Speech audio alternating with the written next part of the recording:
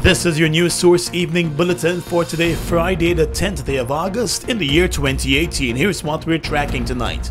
Flamboyant and popular gay sex worker Otisha Pearson has been committed to face a high court trial for the alleged rape of a 14-year-old boy by allegedly getting the underage boy to perform sexual acts on him, including penetration. Magistrate Fabio Azor made the decision today to send the case to the High Court using paper committal. Otisha is currently on bail as the case is being prepared to be presented to a judge and jury. He was charged back in June following an investigation by the police and the Child Care and Protection Agency into allegations that the sex worker would shower young boys with gifts in return for sexual favors.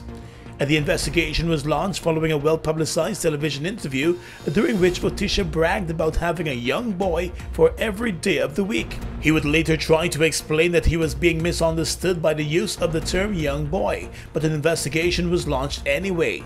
It was during that investigation that the alleged victim was interviewed, and following that interview and others, a decision was taken to move to the courts with charges. It is alleged that the incident occurred back in December of 2017. After being charged, Otisha was initially placed on $300,000 bail, but that bail was eventually reduced to $200,000 after he failed to meet the original bail and spent several days in remand. On the police blotter right now, while touting a recorded 5% decrease in serious crimes in the first 7 months of this year, the Guyana police force is dealing with an increase in robberies on the arms with firearms. In its latest crime report, which was issued today, the Guyana police force reported that the country has seen a 7% increase in robberies that saw firearms being used, while there was also a 25% increase in cases of robberies where no instruments were used. The country has also seen a 3% increase in reported cases of rape and a 7% increase in burglaries, while there has been a 9% decrease in break-and-enter and larceny.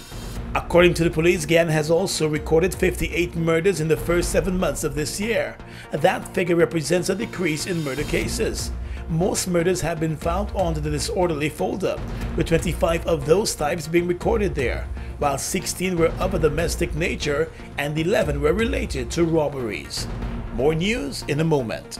Summer is for selfies with lots of data from GTT. Activate a 3-day or more data plan to get up to 35% extra data and a chance to win big. LOL this summer with GTT, Guyana's #1 network. Summer is for friends, weekly prizes, and super summer getaways from Caribbean Airlines. So top up $1,000 or more and get 25% bonus credit plus a chance to win big. LOL this summer with GTT, Guyana's #1 network. Welcome back. The Guyana Teachers Union has made a decision to call a nationwide strike action by teachers when the new school year begins in September. The decision comes on the heels of yet another round of failed negotiations with the government over the issue of salaries. Yesterday's meeting between the government and the union ended with no movement to incorporate any of the demands being made by the union. Union officials yesterday said the meeting was a waste of time since they felt disrespected. The two sides have been failing to reach a compromise on the salary issue for teachers since 2015. The union was initially pushing for a 40% salary increase, but when the government said it could not have afforded that, negotiations have been ongoing ever since. This time around, the teachers union said it is serious about the strike action and intends to inform the Labor Department of the move. Turning now to the oil and gas sector, the Working People's Alliance, which is one of the parties that make up the APNU in the coalition government, appears wary of the many negative comments and doom and gloom being pushed about Guyana's oil future. In a statement, the party said there have been many negative contributors who appear to want disaster to befall Guyana and its development prospects. It has described many of those with negative thoughts as opportunistic hustlers, purveyors, and frauds, pretending to offer expert views which are repeated in the media and echoed by a supporting cast in sections of middle-class civil society. According to the WPA, the only positive from all the doom and disaster preaching is that it has dampened expectations. The party believes there is much in the discoveries and finds for all Guyanese, and it feels that the national debate must be guided by the notion that it is easier to manage wealth and abundance than it is to manage poverty and destruction. The WPA says it wants the government that it is a part of not to make final policy and governance arrangements without inputs from widespread discussions. On the issue of discussions, the party has complained about not being consulted or invited to government discussions and deliberations on the coming oil industry, although it has several persons at its disposal who could make a sound input. And finally this evening, Minister of Citizenship Winston Felix has shot down suggestions that Haitians are being trafficked in Guyana. He appeared before the Parliamentary Foreign Relations Committee and challenged opposition members of the committee on their statements that many of the Haitians who might have come to Guyana and cannot be located are victims of human trafficking.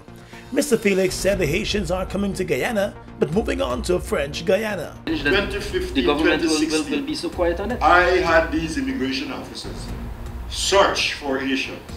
We didn't find one. So how do you know they are in Guyana? They're not in Guyana. So why did you say that they're in Guyana? Because that is where they go. But you're assuming so. Listen, that is their destination. I don't want you to tell me about it. I know that. So how do you know that? I know that because from the time I have been associated with the airport and the movement of Haitians, they come not to go to Suriname, to go to Guyana. They have relatives there. It is not, I'm making the point again, that it is not today that Haitians are transiting Guyana. There have been calls for Guyana to do tighter monitoring of its borders and the people who arrive here. But the Citizenship Minister reminded the committee that Haiti is also a member of CARICOM, and under the CARICOM agreement, nationals of the region will be granted 6 months stay in the country on their arrival. And that's your News Source Evening Bulletin for tonight.